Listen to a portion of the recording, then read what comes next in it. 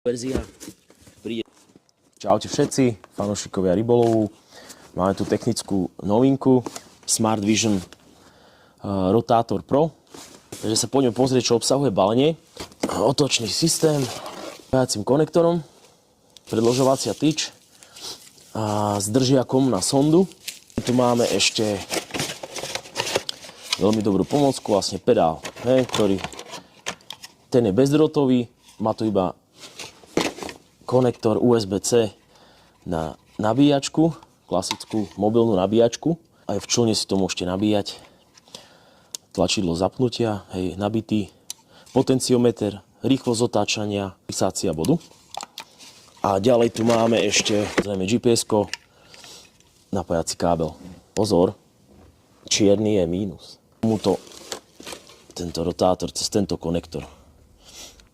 Tiež s ochranou IP. Poďme sa pozrieť teraz, ako si môžeme uchytiť spodok sondy.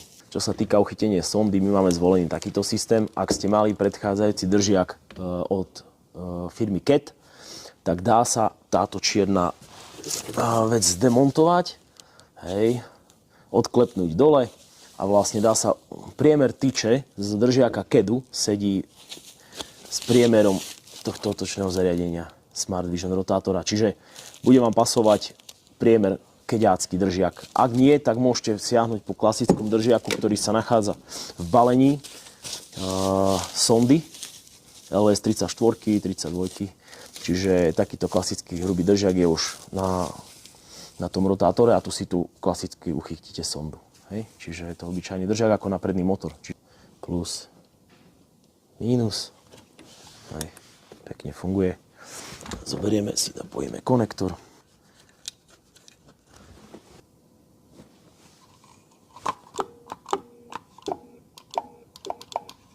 Tak ja som si pre vás pripravil teda dve skrinky, aby ste si mohli pozrieť možnosti zapojenia. My keďže prehadzujeme sa do rôznych člnov, tak to máme spravené na klasickú takúto zástrčku. A je to také praktickejšie, ak to chcete celé prenášať. Ale vravím, ak niekto si to chce zapojiť na stálo do člna, tak si zvolí, normálne to treba napojiť na 12 V. Tento žlto-zelený sa nechajte zmiasť, je plusový, čierny je minusový vodič. No a môžete si to umiestniť rovno pod niektorý z ističov 12 V sústave v člne, alebo priamo na niektorú z batériek, ktorú používate.